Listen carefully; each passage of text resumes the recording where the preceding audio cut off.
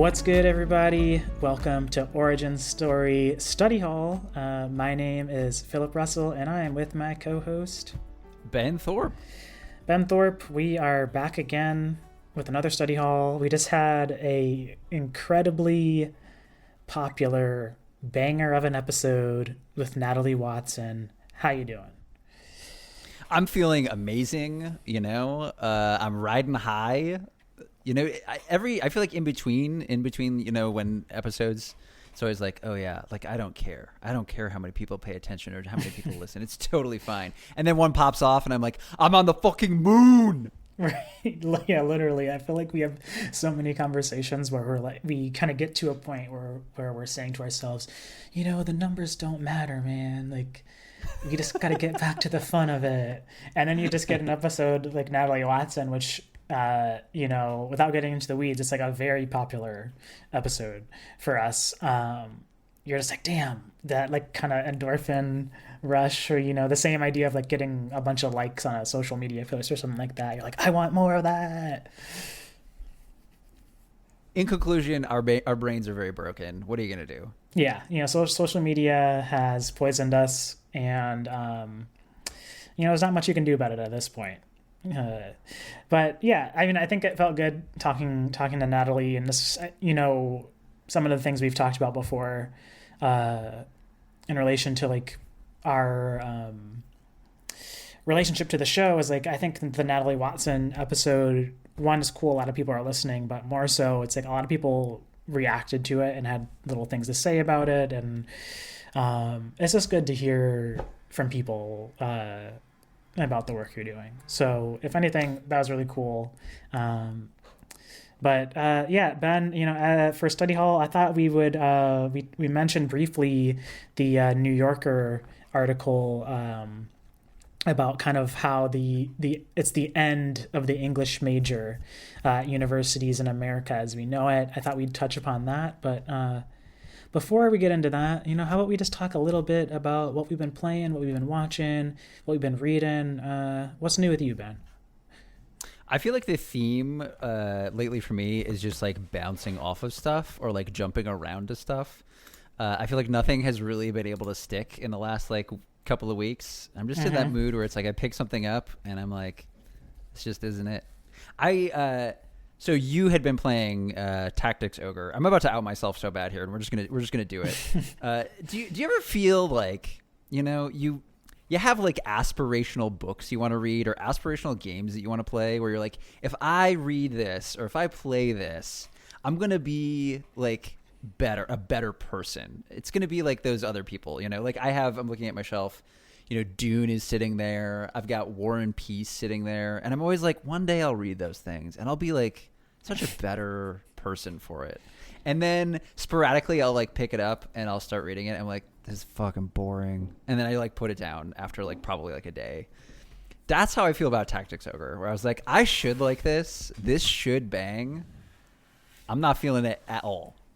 Damn. I mean, yeah, I definitely get that. I mean, yeah, I guess we could both out ourselves here. So I kind of convinced you to get Tactics Ogre. You're like, Ben, this game's gonna whip. It's gonna fuck. It's really good. And I think it is really classic good. Of the genre. Yeah, it's like a classic. The writing's really good. But yeah, in a similar fashion, I also feel like I'm in this phase of like purchasing games, playing them a little bit, and then kind of for no reason really at all. It's just kind of like my attention gets pulled somewhere else, and then I don't return. And that happened with Tactics Ogre. Like, it's one of those games where like I get off of work and I'm like, oh, I could play that or whatever. But I always kind of not do it because I think it's so story focused, and like I want to hear the voice acting and all that, and like sometimes I just want to like chill on the couch with my partner and play something that I don't need to actually like pay attention to the story in order to have fun with it. So because of that, Tactics Ogre has gone into the backlog, and now I'm feverishly kind of just paging through a bunch of games in order to find something that sticks. Same, extremely same. Yeah, I think like the thing with Tactics Ogre that I'm realizing is I need like I what I really want is like a game that I can spend time and invest in, but I also don't want so many systems. And I think that's a game that like really front loads that it has like a ton of stuff that you can, swap out, the job tasks that you can do, like all the different things that you can like really pay attention to make stuff work. And I'm like, I don't want to bother with that. And I feel like just to step back, one of the things that I like about Xenoblade, and the reason that I think my dumb idiot brain can get so engaged in those games, is those systems are there, but if you want to ignore them and just like press button good, you definitely can. Mm-hmm. Yeah, I mean, I think that ultimately is kind of like good game design, right? Where you can kind of have the gameplay is satisfying enough that for the people that don't give a shit about the narrative stuff, which isn't you like both of those things, but like I'm sure some people are kind of like pressing through the dialogue or whatever. Like that's cool that those experiences exist for different kinds of play styles, right? I mean, I think that's kind of me with the Souls games. We've talked about this, I think, on the first study hall, where like I don't really care about the narrative very much in the Souls games, but I love that gameplay. It feels real good. I mean, I was playing. This is another game I played a little bit of. We were both interested in Wolong. I think it's Wolong. Maybe it's Wulong. Fallen Dynasty. Downloaded that on Game Pass, and yeah, full transparency, skipped every single cutscene possible in that game. I have no idea what the cinematics are like in it. Skipped through all the tutorial stuff and just immediately kind of got in, because I think it was one of those things where I was like, I could feel it was like desperation of like, if I don't get into this thing quick, we out, I'm gonna fall off. Yeah, so I really just kind of tried to plow through. Phil, I'm so nervous. Oh God, the other one that I've bounced off of is it's Kingdom Hearts, and it's like for a similar reason, where it's like I think we were talking about that the music is immaculate. Like I just love everything about the music and the atmosphere. But then motherfucking Goofy comes onto the screen, and I think if you didn't play it when you were a kid, there's that part of your brain that's just like, I cannot allow you to go through with this. I got to a part where like Mickey came on screen, and he's like supposed to be super cool, and he's got like this hoodie, and everyone's like, oh damn, it's Mickey, and I was like, I cannot believe how fucking corny this is, and like literally turned off the game. Yeah, I mean, it's definitely hits different when you're a 31-year-old man playing it for the first time. Then I probably just shouldn't have been playing. That's on me. Yeah, I mean, I think that's just one of those franchises where I guess you just missed the boat. Because yeah, I mean, I've been trying to get Ben to play Kingdom Hearts forever, despite the fact that by the time Kingdom Hearts 3 came out, for me, like I played through that game just because like I'd played through them all. Like I have this visceral memory of getting Kingdom Hearts 1 like probably the week it came out at like a EB Games in a mall, because like the standee that they had in the store is cool, and like I ended up loving the game, waited until the second game came out, et cetera, et cetera, et cetera. But by the time Kingdom Hearts 3 came out, I was in my mid 20s or mid to late 20s. The story stuff is just so grating that I don't know how anybody, if they didn't have a premeditated emotional connection to it by this point, I don't know how you could jump in there and be like, I'm in. Let's go, baby. Yeah. Mickey is king, and he's really good at sword fighting. Honestly, all I have to say is shout out to voice actor Christopher Reeves, doing a great job. Yeah. I mean that's the thing. The production values on those games are great. Very good, like undeniably good.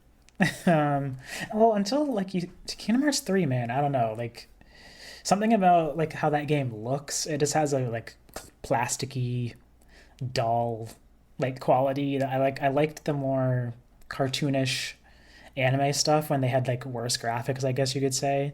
Um, it just it just doesn't hit the same. So I understand. I forgive you, Ben. Thank you. Not I everybody was can be honestly Keyblade so Master. scared.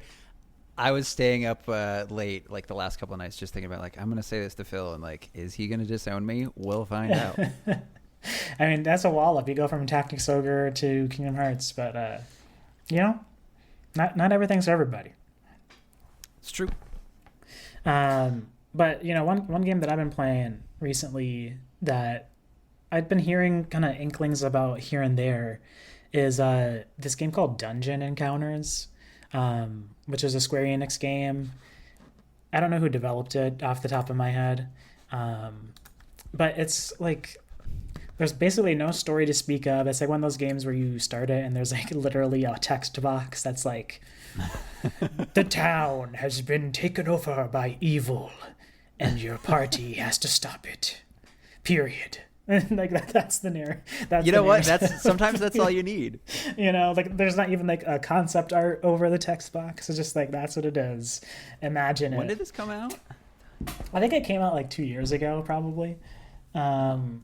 It's one of those Square Enix games that kind of like came out. They didn't advertise it at all, and then they moved on with their life, and then it's slowly been getting like a fan base of people who are like, wait, this is actually good. Why didn't they talk about this game? I'm looking at the character designs. I'm like, actually, these whip. Yeah, like it's really cool. Basically, like the gameplay, it's like you form a party, and you're just going through this dungeon and like fighting monsters, and that's basically it. Like it's hard to describe it. And basically, like the map is just imagine like a Dungeons and Dragons like rudimentary map where there's squares, and that's it. There's like no art on the map or anything like that. There's just your character and squares, and then the battle scenes are literally just like a turn-based like old school like portraits of your character and the monster character, no animations or anything like that, just like attacks and stuff.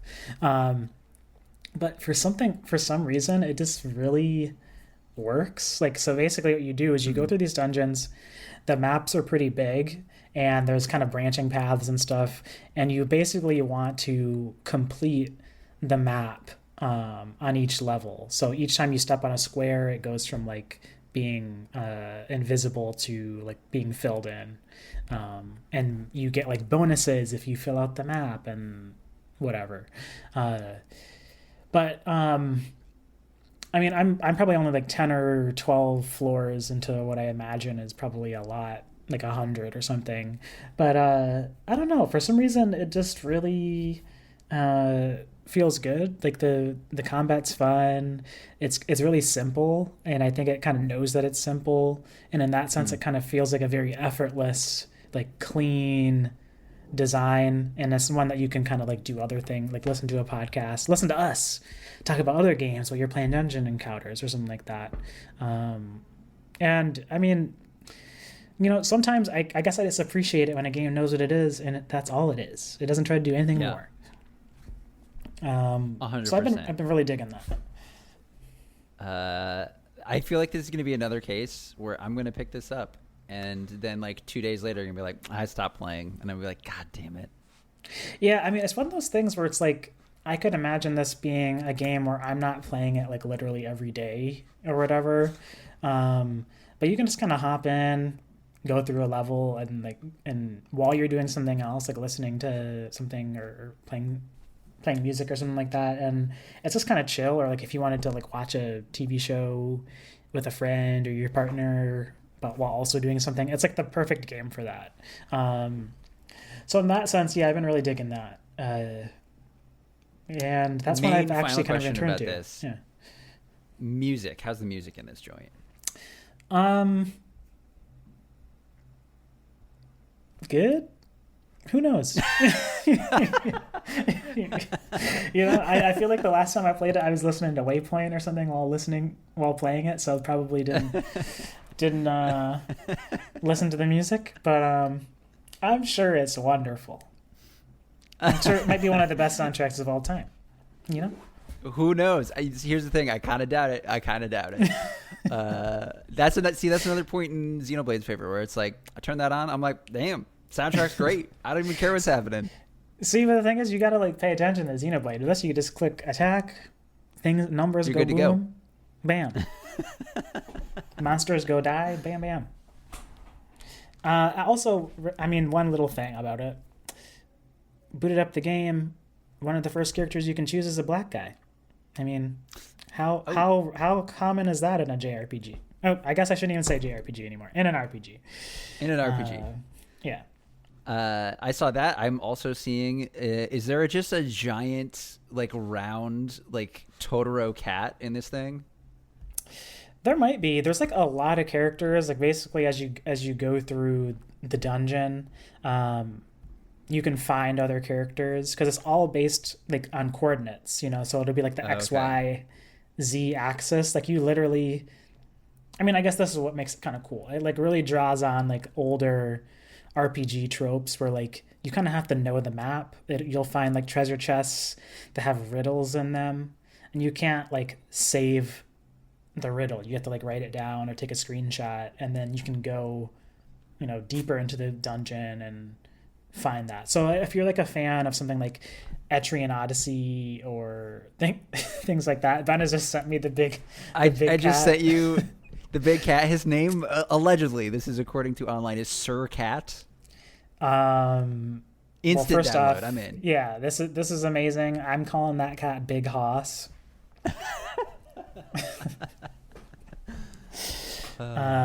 So yeah, I mean, has there been anything else that has stuck with you, Ben, game wise, or is it just you're back on the Elden Ring? I beat Elden Ring again, and so that's why I'm back to like trying to find another thing. I know. I need help. I like genuinely need help. Like this is a cry for help. I want to be clear about it. If I like wake up tomorrow and you and Joe are standing over me and you're like, this is an intervention, I will understand.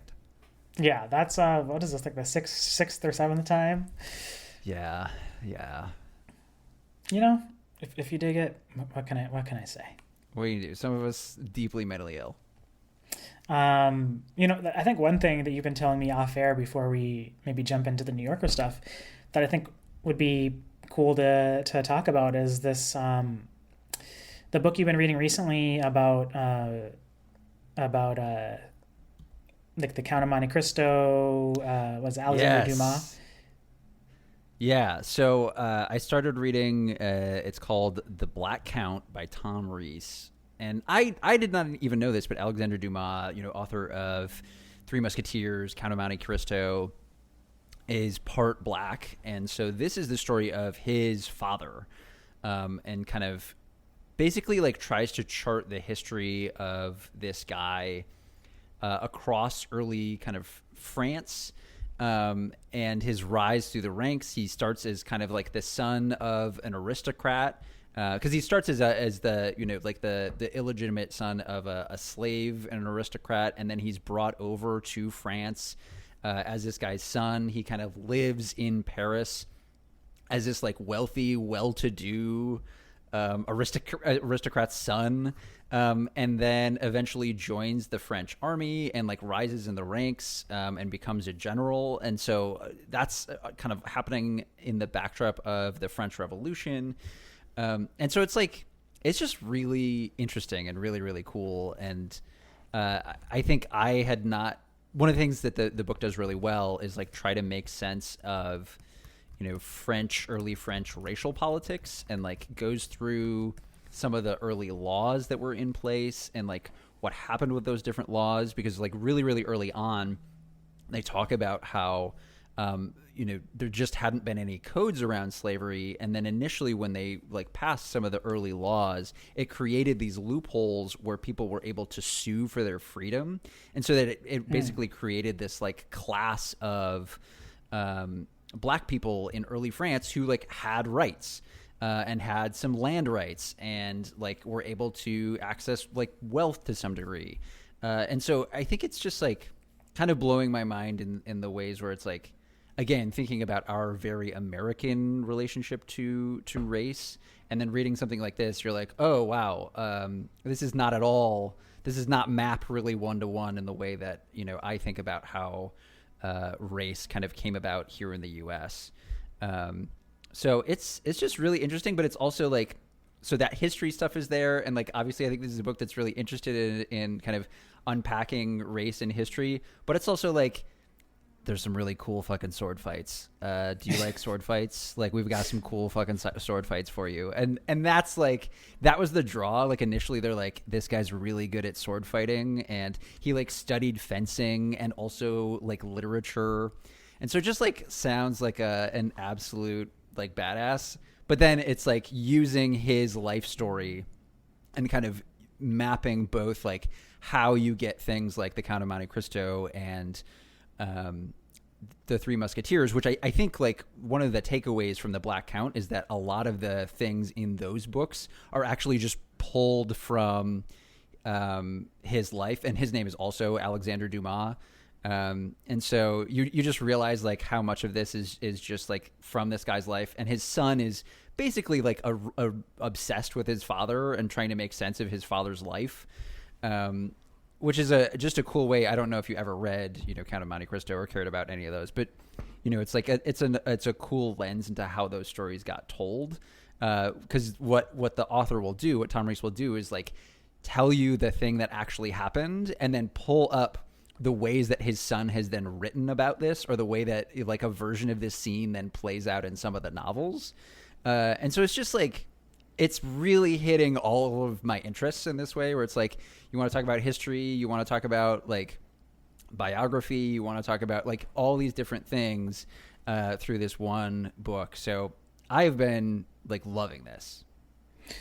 No, it's since you've been describing it to me like just now and off air, it sounds really, really fascinating, because I knew that Alexander Dumas was, like half black or a portion black. But I didn't know any of that element of like his father having this kind of adventurous life. And yeah, because like Count of Monte Cristo back in high school, I think I read that and absolutely loved it. Like really, really loved that book. So it's cool to hear that some of that's based on kind of a lived reality. And yeah, sword fighting. So is he like describing the sword fights or something in there? Yeah, because like, I mean, what'll sometimes happen is like there'll be a military account of a battle that he was part of, Oh, wow. and then you'll get like Alexander Dumas' like fictionalized version. And what you learn about Alexander Dumas, he like tends to like hype up his dad like a little bit more, and then this guy will be like, oh, here are these documents that back up some of this. Here's how this was described by villagers at the time, or here's how like the local, whoever wrote about it at the time. And so it's like, it seems like it's really meticulous. I don't know how long he spent on this, but like the starting scene of the book is him going to this like small French town and trying to get access to these old military records, and something happens where like I think the person who was in charge of the historical society like dies and had put all of these documents in a bank vault and had lost the code. And so it's like him trying to figure out like, how am I going to get access to these? But all that to say, it's like really meticulous in terms of, oh yeah, like here are some of the accounts, here are some of the police records. There's this really poignant scene. One of the things that as it's starting to move forward, racial politics are coming up in, I think, more contemporary ways. Like one of the things that happens is, again, he has like a bunch of money because his dad is like basically a French aristocrat. He's out doing nightlife in Paris. He like goes to a play, and then there's like a white like French slave catcher from the colonies who shows up there and basically tries to start a fight with him because he's upset that a black guy is in the theater. And so you get like a description from the police of like the account of the fight that took place, and then you'll get like the same account from Alexander Dumas, the writer, talking about it and like, oh, here's how my dad handled this, and like, you know, in his account, it's like he kicks the slave catcher like out over the balcony, and he like falls into the, you know, on stage at the theater. And then in the police account, it's like, you know, none of that actually happened, and like actually, you know, the police showed up as this guy was trying to like egg him into a fight and like broke it apart. And so it's just like, it's just great. Everything about it, I'm super enjoying. That's awesome. Can you tell us the name of it one more time? It is The Black Count by Tom Reiss. Awesome. Yeah, I definitely want to check that out. I'm gonna get that from the library.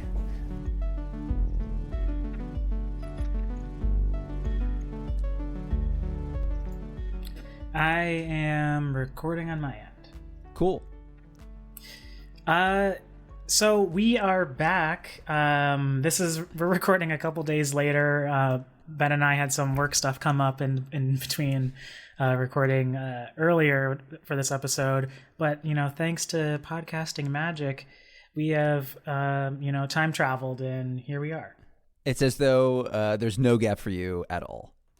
Exactly. And so, you know, we had talked about previously that we wanted to discuss a little bit about some articles that have kind of been written lately about the ever-changing, some may say dying, world of the English major, the humanities in college. And I think, Ben, what we're specifically going to kind of just dive a little into the New Yorker's The End of an English Major by Nathan Heller. Yeah. And I feel like, you know, just up front, obviously, I think I was really interested in this because these pieces were popping off. And I don't know about your experience, Phil, but, you know, when I was getting, an English adjacent degree in undergrad at Michigan State, and then when I was getting my master's in creative writing at Central Michigan University, I think the thing that I was feeling when I was going to a lot of those courses and when I would talk to a lot of my professors was, this thing is moments away from falling into a pit. And I'm sure that's different for you because I think you went to places that had a little bit more prestige and were, you know, a little bit more like they're going to hang around. But spoiler, it wasn't different. Okay.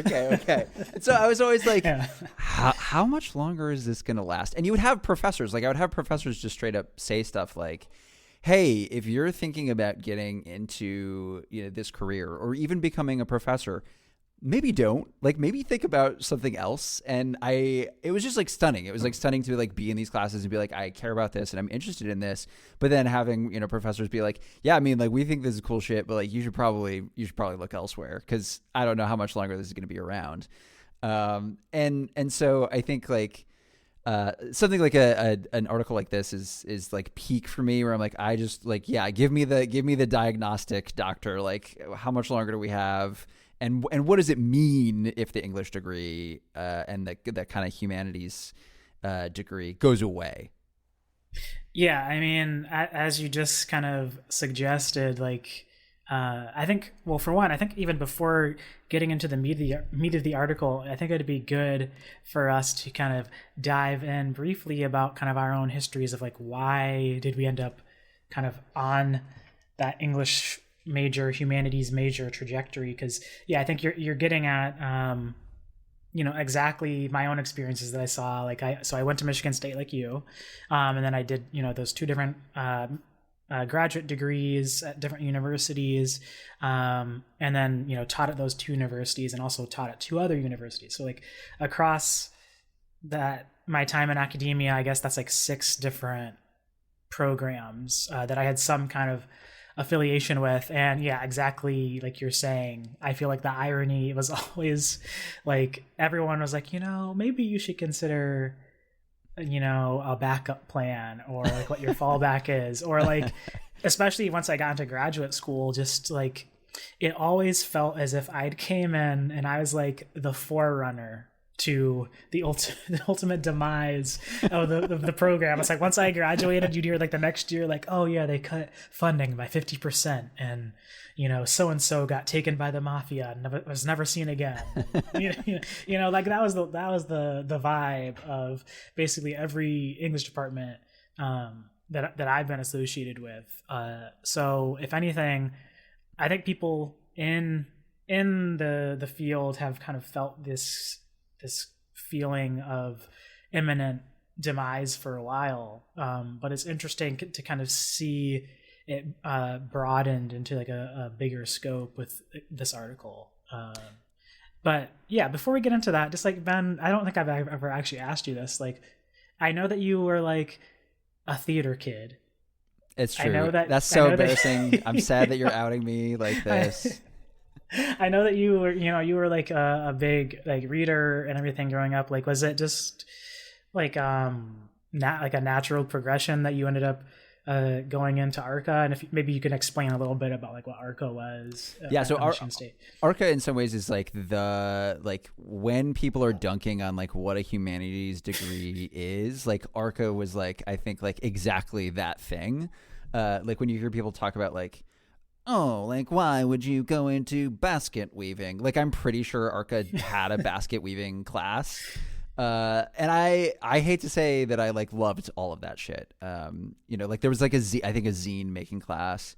And I just, for me, I think like the thing that I loved in high school, and then as I went into college, the thing that I was like, oh, I really care about is like the critical thinking that everybody hypes up as like, here's why you get a, like a humanities or like a liberal arts degree. Like, we're just going to sit around and like think about things and like try to understand things. We're going to pull up a text. We're going to read a text and then talk about like the different things that it makes us think about. Like that shit, as much as I was like, I don't know if I'm going to be able to get a job out of this, I was like, I'm 100% bought in, until like I had like a crisis of faith around, I think, the end of my sophomore year, where I was like, should I just like leave and like go work in a lumber yard? Like, and I had a professor at the time, Joanna Bossy, who I would go to. She was like my advisor, and so I would go in and be like, Joanna, I don't know what I'm doing here. There's no way this is like going to turn into a job.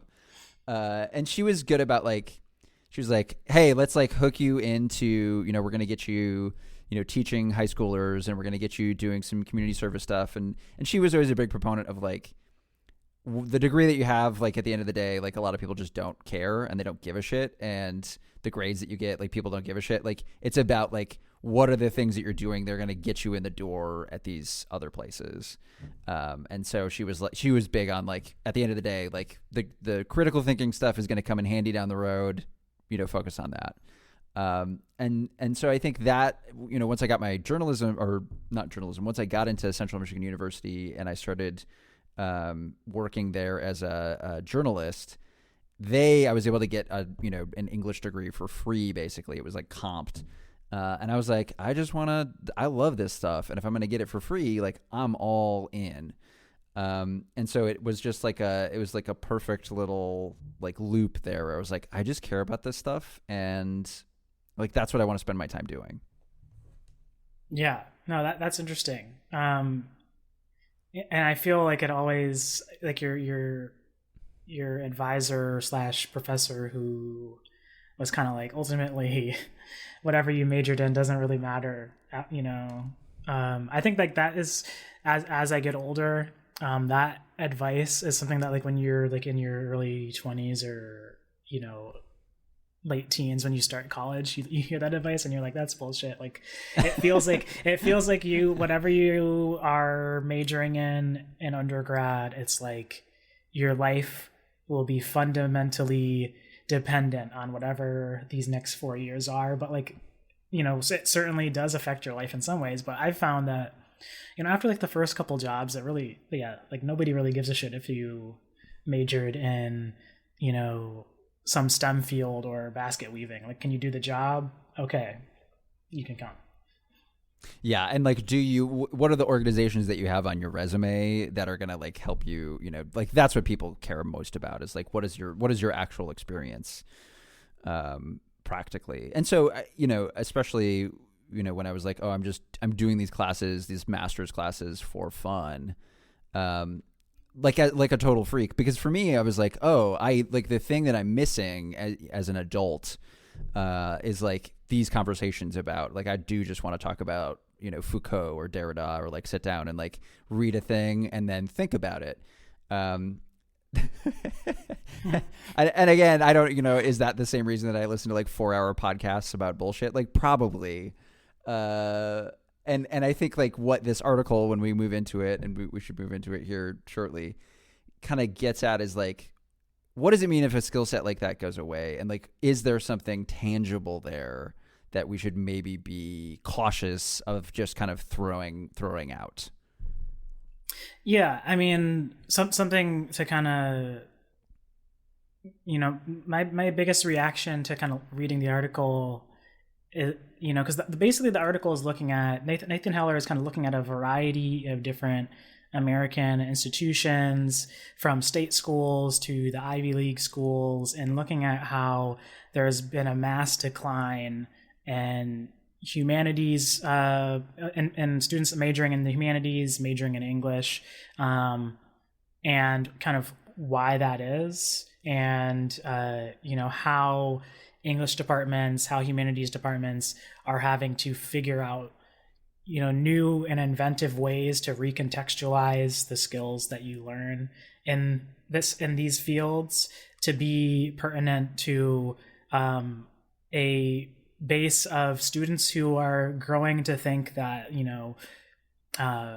critical reading skills, essay writing skills, critique and criticism and all these things don't feel as like applicable or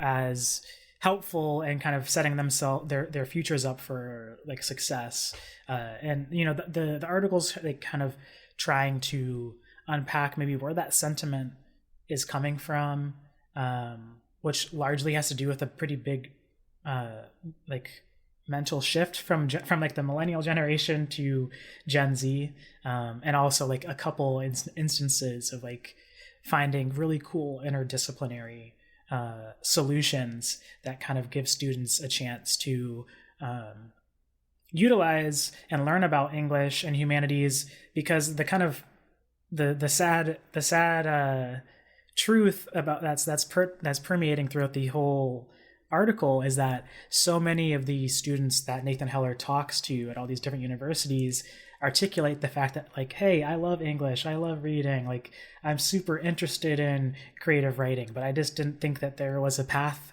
for me to do anything with it after college.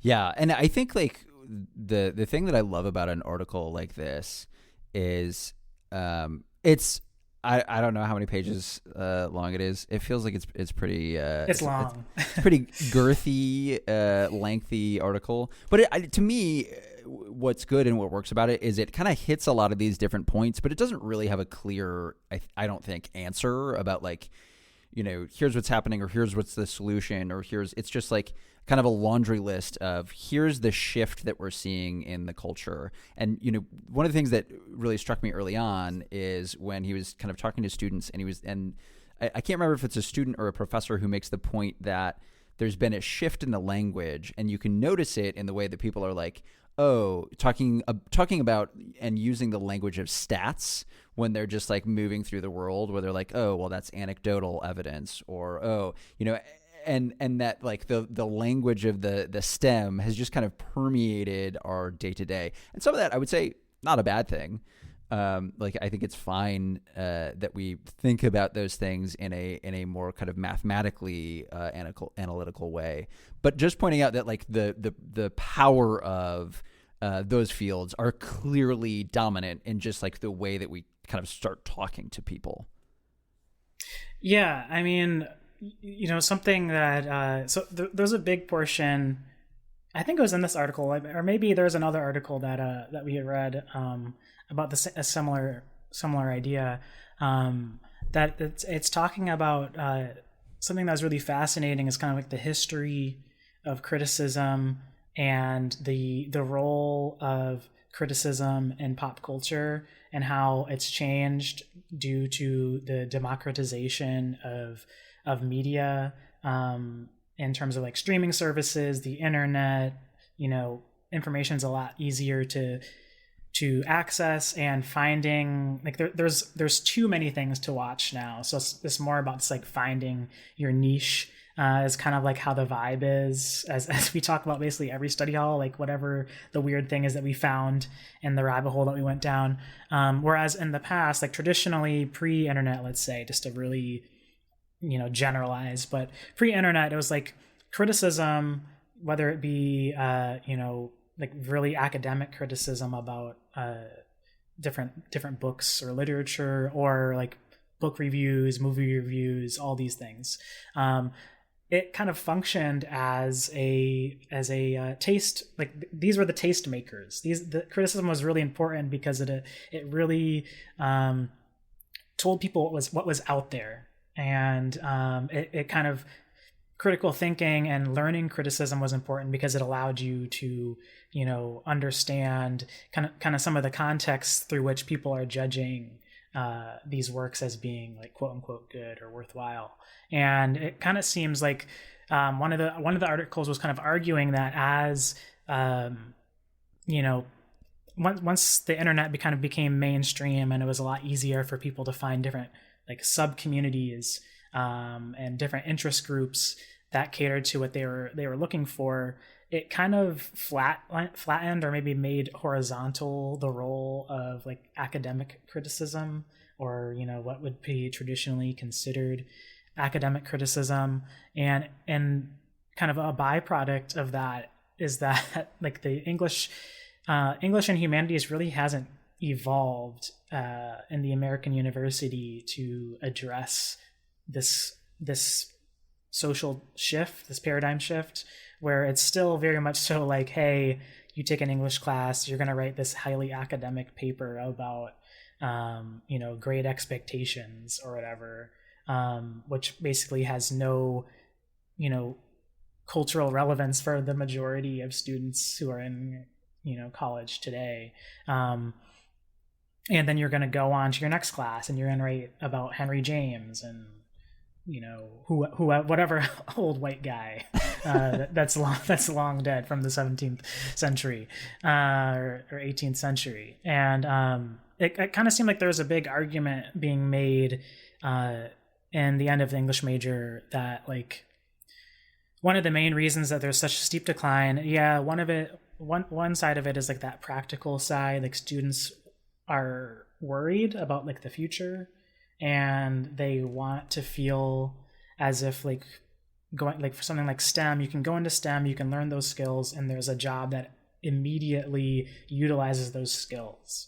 And that's not the case for the large majority in students' eyes for the humanities. And like the humanities hasn't really done a good job of adapting to talking about like professionalization at like a undergrad level, and that's causing like a huge kind of drop off because college is fucking expensive and living after college is more expensive. So I think like there's a lot that's based around that.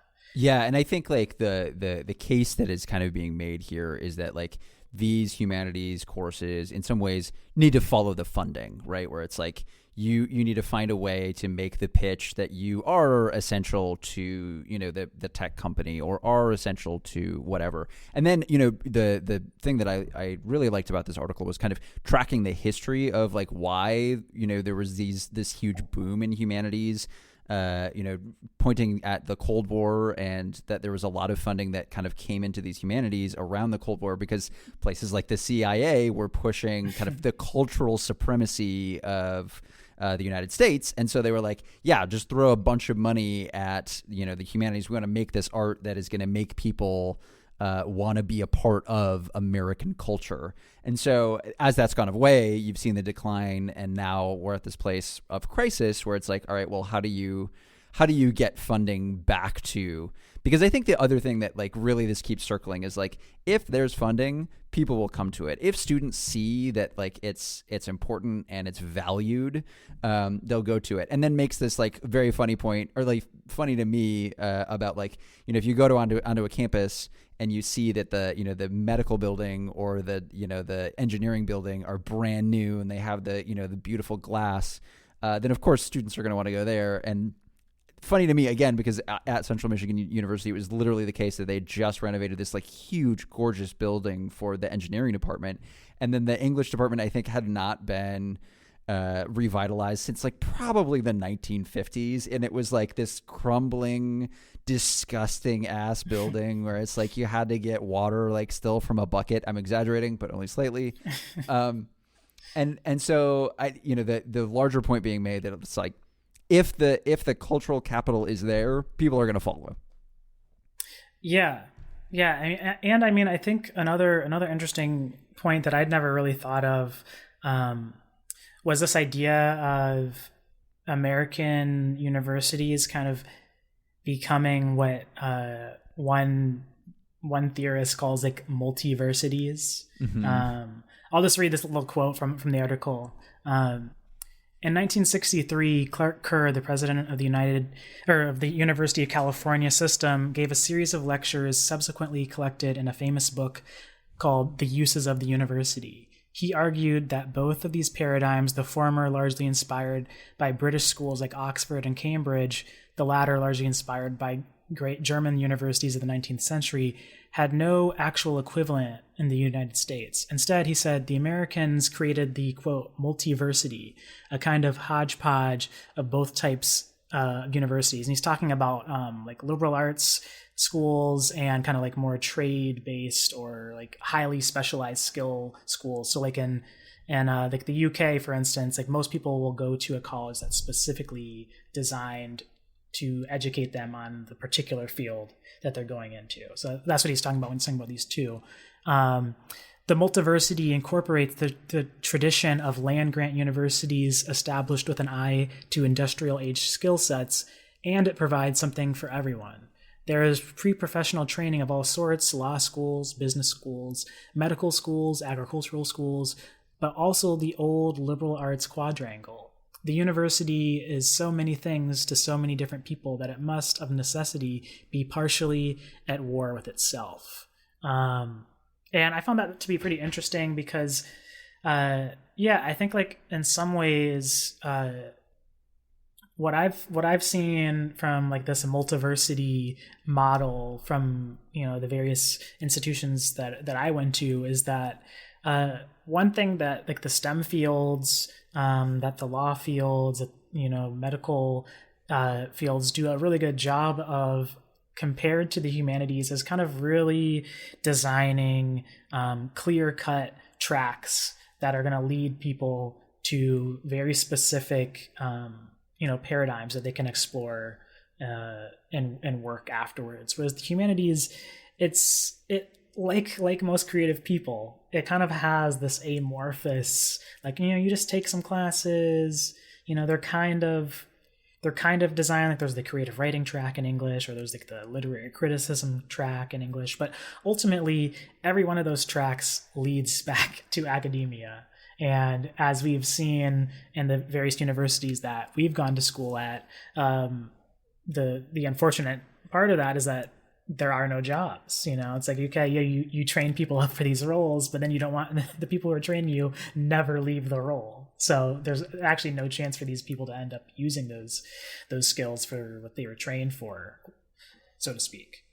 Yeah, and it's like, I think it's like the classic complaint when you talk about university, where it's like, hey, I'm studying to be X. Why do I have all these why am I taking the history of whatever? Why am I taking this 101 English? Let me just focus on the stuff that I want to focus on. And I don't know. It's like, I think I'm in some ways sympathetic to it. So a place like ARCA, like one of the things that they did was they would be like, we are meant to be a supplemental, you have to have a secondary degree in, something else. We need you to get it in, teaching, or we need you to get it in whatever, so that you're supposed to be set up to do the clearer career track.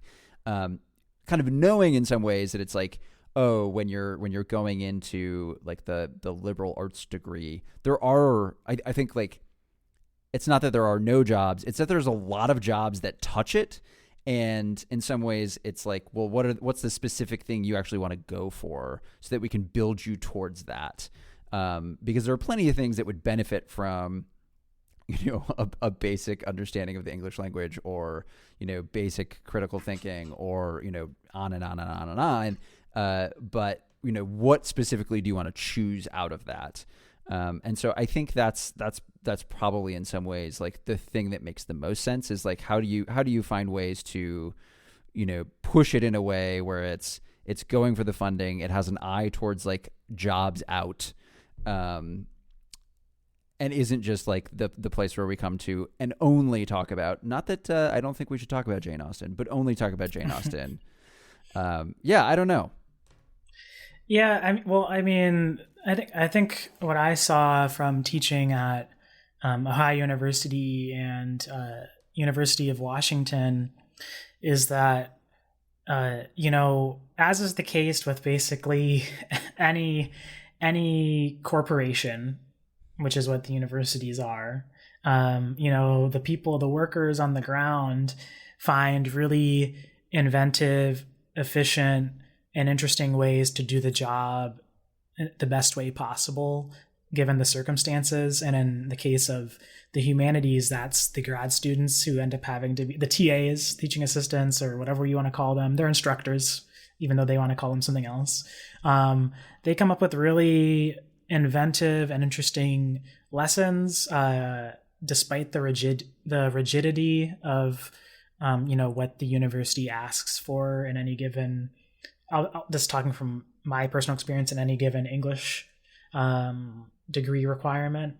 I found that like all of my friends who are also teachers were doing like super interesting and creative interdisciplinary things that were contextualizing English in new ways, or they're using different technologies to supplement the more just basic writing and reading kind of elements that you'd expect in an English department. And ultimately it's the tenured professors who are kind of like phoning it in for lack of a better word. And like, that's not to say that every tenured professor isn't good or whatever. But I think like one of the big takeaways that I was thinking about from reading this article is just like, there's a moment in the piece where Heller is talking to a young woman about the English major, and I think she's like in nursing or something like that, or some kind of STEM field. And she more or less was like, I'm like super interested in reading and writing in English, but I'm from an immigrant background, and I can't risk it. Like I can't like go this direction and there not be a job waiting for me at the end. And part of that is just like an internal pressure, and part of that is like a familial external factor, and kind of talking about how for a lot of people in her community and a lot of marginalized people, looking at majoring in things like the humanities kind of feels like it comes from a place of privilege. And I think that that's 100% correct. Like there is just a level of privilege of like, oh, I'm going to major in like art basically and for 4 years and figure out my life afterwards. But I think more so I think it's really needs to come down to these departments actually spending the time to think of new and interesting ways that they can intersect with other disciplines in the university. Because it's like you're in this huge campus with all these amazing things you can learn. It's like, all these departments should be interweaving these skills more directly in order to contextualize why, writing is important and why STEM is important, and why when they are combined, that's where like the magic happens. Right. I just feel like since finishing out my time in academia, so many people that I'm friends with, and including myself when I was in those programs, and I don't know if you felt this way sometimes too, Ben, like, so everybody has a chip on their shoulder of like, oh, like I'm not good enough. Like, who knows if there's going to be a job at the end of this. Everybody's kind of doubting their skills. And I think that's like a natural thing for people in creative fields to do. But I think a lot of that anxiety could be assuaged if, these professors, tenured professors, like the older ones, actually took the time to more critically think about how professionalization can help empower people within these degrees, and how because like you said, there's so many jobs. Like I worked in marketing, I worked at tech startups, I'm working in games now, but like, I've worked in a variety of fields, and all I have is a background in creative writing. But I never would have known any of that was possible from just, taking the classes that I was in the departments that I was a student in, Yeah, 100%. That's all I have. Any other like closing thoughts on this? Yeah, not really. I mean, I just think it's an interesting place. It was an interesting place to be in reading it, because this is kind of beside the point a bit, but it was just kind of fascinating reading a little bit more about Gen Z folks. And so it's like, I mean, I guess we're probably sounding like old heads saying this, but they're just really different than us. And I think kind of like, one of the things that struck me in the article is this, how a lot of people at these universities that Nathan Heller was at, a lot of people were like really into like personal finance and investing and finding ways of like, setting yourself up for the future now, like regardless of whatever field they were in. And I mean, I certainly wasn't thinking that way when I was that age. Yeah, 100%. I wish in some ways I had been thinking a little bit more that way. Yeah, we'd be living pretty if we learned a little bit more about real estate or something when we were like 20. I'm not going to go into selling real estate though. I don't have that in me. Sorry about it. No. But no, I mean, it's a worthwhile read. It's pretty long, but I think it does like a good job of kind of contextualizing maybe why some of the downturn is taking place. And also like it's not like a downer, I'd say. Like no. I felt kind of like intrigued by the end, if anything. Yeah, I feel like it offers, again, like a pretty good overall view of like, here's the situation, here's how we kind of got here, and here are the many paths out, including, there's a brief like couple of paragraphs where it talks about AI and makes an argument, I think very similar to, I don't know if you read the Noam Chomsky piece that he had in the New York Times, where he was like, listen, AI is great at duplicating things that are already out there, but if you need someone who's going to think new thoughts, that's not going to happen through an AI system. And this was kind of making a similar argument where they were like, yeah, if you need someone who's capable of doing analysis or adding something new, that's something that you want out of a creative field, and that's something that AI just isn't going to be able to achieve. Which was, I think, again, like an interesting way to think about, what is the future of degrees like this. Yeah, I'd forgotten about that section. I was talking to my partner about that actually, because it's like, yeah, they ultimately are kind of like, well, while it seems scary now for the humanities that, Chat GPT or whatever it's called, all of those adjacent tools are able to kind of write your emails now, it's kind of like gonna put the people in STEM out of business, ultimately, in some ways. So I think, take that, STEM. Oh, suck it. Take that. Welcome. That's what I got out of the article. Welcome to pain, I guess. Is yeah. like really the we're all going to be unemployed soon. God bless. It's coming for us all. So yeah, I mean, I think that's a good place to wrap this episode up. We talked games, we talked some movies, and then this article we'll link it in the show notes and stuff like that. But unless you have anything else, Ben, I'm ready to bounce. All right, well, that's it for this episode of Study Hall, and we will be back again here on the next one. We'll catch you later. Woo! Thanks again for checking out the show. If you would like to follow me on Twitter, It is 3D Cisco on Twitter as well as Instagram. And you can follow Ben on Twitter at sad_radio_lad. We wanted to thank Melody Hirsch, who designed all the awesome cover art and design work for the website and the podcast itself. And we wanted to thank Ryan Hopper, who does all the intro and outro music, as well as some of the interstitial stuff you hear in different episodes. If you enjoyed the show, we'd love it if you left a review on iTunes, subscribed on either iTunes or Spotify or wherever else you get your podcasts.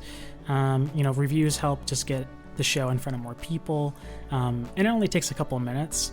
So yeah, if you could do that for us, it'd be greatly appreciated. You should also visit our website at www.originstory.show. It's a great place to look at all of our episodes. There are full transcripts and a link to our Discord channel where we talk with listeners about everything OS and beyond.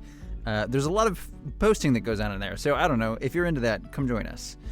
You can also email us at theoriginstorypod@gmail.com. We're always looking for feedback, whether it's ideas for games that we should play, books that we should read, guests that we should have on the show. Just hit us up with thoughts, feelings. We're always looking for feedback, even if it's that Ben has an annoying voice and you don't want to hear it anymore. I mean, that's totally fine. So write us in. You can also follow us on Twitter at @originstory_ or our Instagram at originstory.show. As always, thanks for listening.